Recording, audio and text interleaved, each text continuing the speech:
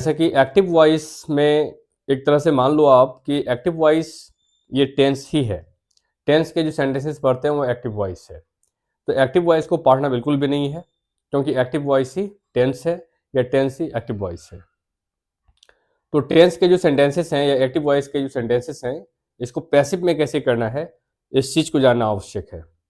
और इसलिए इस सेशन में हम देखेंगे कि जब एक्टिव से पैसिव करते हैं तो एक्टिव से पैसिव कई प्रकार के सेंटेंसेस को एक्टिव से पैसिव किया जाता है, जिसमें आप टेंस के जो सेंटेंसेस हैं टेंस के सेंटेंसेस को पैसिव करते हैं। इसके अतिरिक्त काइंड्स ऑफ सेंटेंसेस जैसे कि इंपेरेटिव सेंटेंस है उसका भी पैसिव होता है। ऑर्डर के सेंटेंसेस हैं इसका भी पैसिव होता है, या फिर रिक्वेस्ट के सेंटेंसेस हैं इसका भी पैसिव होता है। फिर मॉडल ऑक्सिलरी जितने हैं इसके भी पैसिव होते हैं। या फिर ग्रामर में पढ़े होंगे देयर का प्रयोग या फिर इन्फ्लेटिव का प्रयोग या फिर इंट्रोडक्टरी इट का प्रयोग।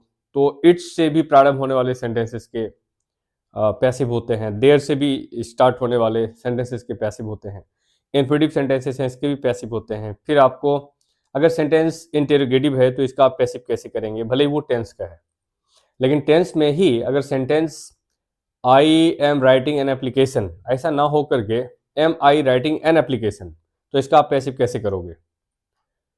आज मैं बिल्कुल ये मान करके पढ़ा रहा हूँ कि आप क्लास के स्टूडेंट्स हो, 6 क्लास हो सकते हो, 7 क्लास, 8 क्लास, 9 क्लास, 10, 11, 12 और फिर जो कॉम्पिटिटिव एग्जाम्स की तैयारी कर रहे हो आप लोग, इन सबों के लिए ये सेशन आवश्यक है। लेकिन ये वीडियो कंप्लीट वॉइस का नहीं होगा, क्योंकि वॉइस एक बड़ा चैप्टर है, तो एक ही वीडियो में थोड़ा सा टाइम टेकिंग हो जाएगा, इसलिए मैं इसे 3, 4, 5 पार्ट्स में कंप्लीट करने का प्रयास करूंगा। तो आज जो सेंटेंसेस हम देखेंगे वो सिर्फ टेंस से रिलेटेड है। तो ऐसे तो बहुत सारे टाइप्स के सेंटेंसेस हैं जिसका एक्टिव से पैसिव किया जाता है। इस सेशन में हम इस वीडियो में हम देखेंगे कि टेंस के जो सेंटेंसेस हैं उसको पैसिव कैसे किया जाता है। तो एक्टिव में जैसा कि मैंने कहा था कि सब्जेक्ट कोई काम करता है, मैं पत्र लिखता हूं, वह खाना खाता है, या वे लोग काम करते हैं, इस तरह के तो टेंस के जितने भी सेंटेंसेस हैं इसका हम पैसिव देखेंगे। और जैसे कि मैंने कहा कि कई प्रकार के सेंटेंसेस हैं, लेकिन उसको हम बारी बारी से अलग अलग वीडियोस में चर्चा करेंगे।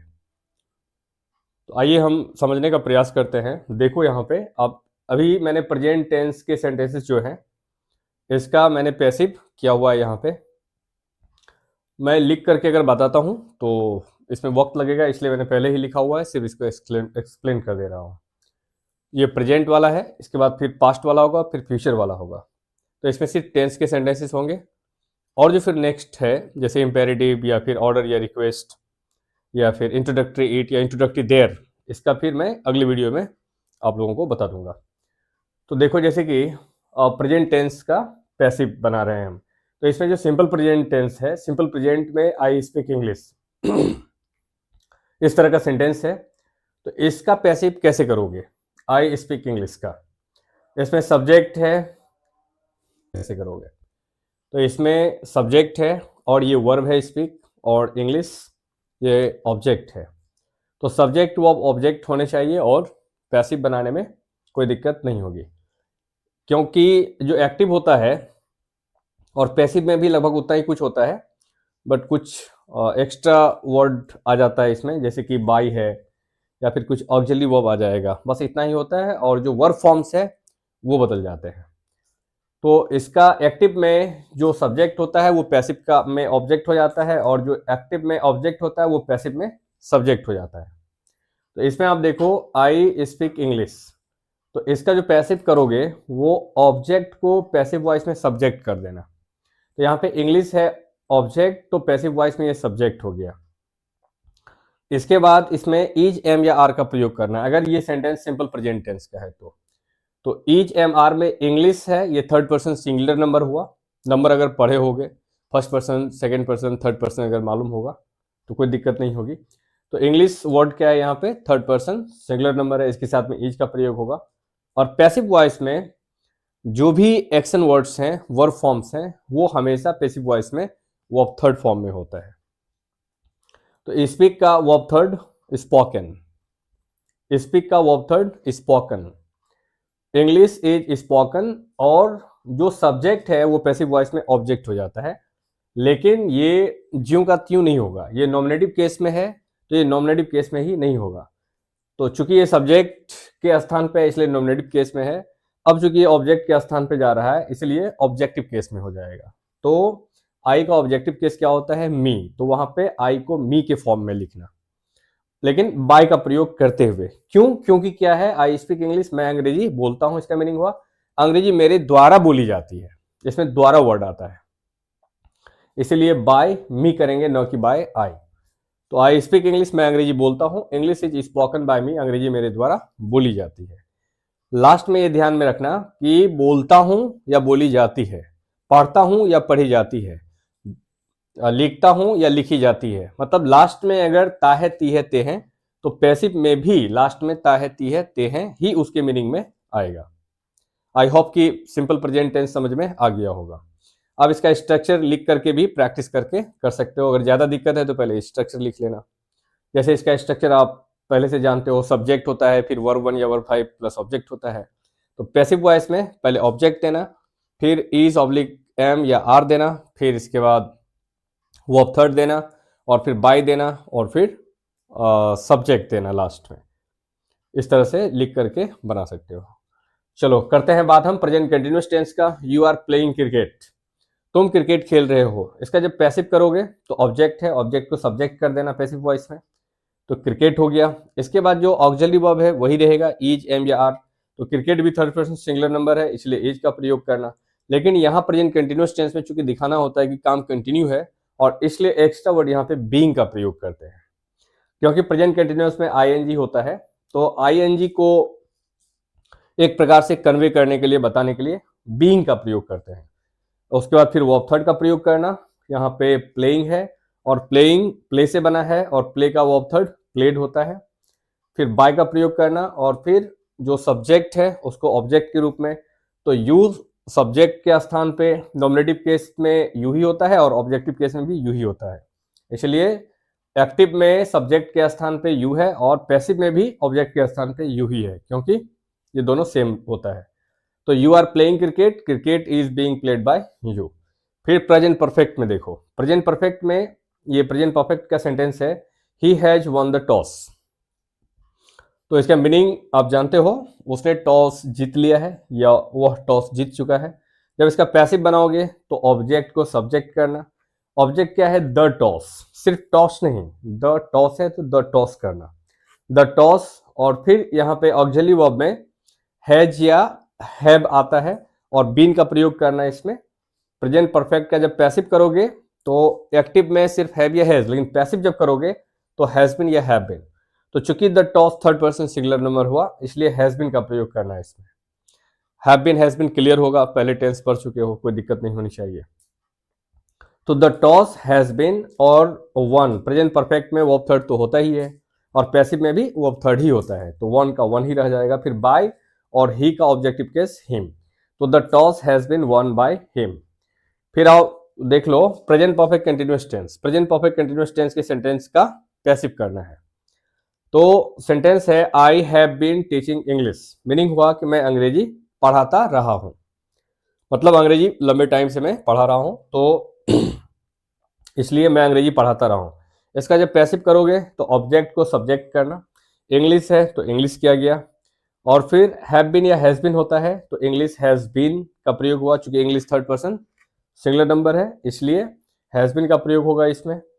और फिर बीइंग का चूंकि वर्ब फोर है, टेंस में या कहीं भी जब भी देखना वर्ब फोर का प्रयोग हुआ है और उसका पैसिव करना पड़ रहा है तो उसमें बीइंग का प्रयोग करना, उस चीज को एक तरह से रिप्लेस करने के लिए, तो बीइंग का प्रयोग करना। उसके बाद फिर क्या है यहाँ पे लर्निंग, और लर्निंग बना है लर्न से, और लर्न का वर्ब थर्ड क्या होगा? लर्न, तो लर्न का प्रयोग किया गया। फिर बाय, और फिर आई नॉमिनेटिव केस में, ऑब्जेक्टिव केस में मी हो जाएगा। तो I have been learning English, इसका पैसिव जब करोगे तो English has been being learn by me, अंग्रेजी मेरे द्वारा सीखी जाती रही है। और आपको मालूम तो होगा ही इन सबों का कि इसका एक्टिव का क्या मीनिंग है, पैसिव का क्या मीनिंग है। ठीक है, तो आई होप कि आपको प्रेजेंट टेंस समझ में आ गया होगा। और पैसिव में सेंटेंस लिख करके मैंने बता दिया, लेकिन ये देख लो कुछ स्ट्रक्चर्स हैं, वही जो अभी बताया गया, simple present, present continuous, present perfect, present perfect continuous. तो ये स्ट्रक्चर तुम्हारी हेल्प करेगा एक्टिव से पैसिव बनाने के लिए। तो एक्टिव में सब्जेक्ट, वर्बन या वो 5 प्लस ऑब्जेक्ट, ये तो टेंस में पढ़ चुके हो ना। इसका जब पैसिव बनाना सिंपल प्रेजेंट टेंस का, तो ये स्ट्रक्चर है पैसिव का। पहले ऑब्जेक्ट का प्रयोग करना, फिर इज या एम या आर का प्रयोग करना, फिर वर्ब थर्ड का, फिर बाय का, और फिर सब्जेक्ट का प्रयोग करना। ठीक है, हाँ, लेकिन ये ध्यान रखना, ये जो सब्जेक्ट दोगे ना, तो यहाँ जो सब्जेक्ट होगा ये हूबहू उसी फॉर्म में मत रखना जिस फॉर्म में यहाँ पे लिखा हुआ होगा। जैसे आई है तो आई मत दे देना, वहाँ पे आई का ऑब्जेक्टिव केस देना। यहाँ सब्जेक्ट के स्थान पे होता है, नॉमिनेटिव केस में होता है, ये इसलिए आई होता है। ऑब्जेक्टिव केस में दोगे तो आई का मी लिखना है वहाँ पे। पैसिव वॉइस में आ जाओ। पैसिव वॉइस में एक्टिव में क्या है, सब्जेक्ट है, इज या एम या आर है, plus verb four plus object है। जब इसका पैसिव करोगे ना तो ऑब्जेक्ट को सब्जेक्ट बनाना, फिर वैसा ही करना है। यहाँ पे जो ऑब्जेक्ट होगा, और जब पैसिव वॉइस में सब्जेक्ट करोगे तो नॉमिनेटिव केस में करना है यहाँ पे। ठीक है, ऑब्जेक्टिव केस वाला जो भी होगा वर्ड, उसको नॉमिनेटिव केस में करना है यहाँ पे, और जो नॉमिनेटिव केस में होता है वहाँ पे ऑब्जेक्टिव केस में करना। तो स्ट्रक्चर देख लो, ऑब्जेक्ट करना, फिर इज या एम या आर, फिर बीइंग का प्रयोग करना, वर्ब थर्ड का प्रयोग करना, बाय, और फिर यहाँ पे जो भी सब्जेक्ट होगा वहाँ पे ऑब्जेक्टिव केस में उसको लिख देना। आई है तो वहाँ पे मी लिखना, वी है तो अस लिखना, यू है तो यू का नॉमिनेटिव केस भी यू ही होता है, ऑब्जेक्टिव केस भी यू ही होता है। दे अगर होगा तो दैम लिखना। ठीक है, इस तरह से।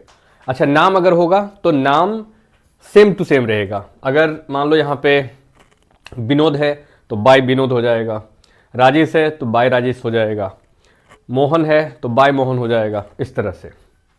प्रेजेंट परफेक्ट का subject plus have been, have या has plus verb third plus object tense का।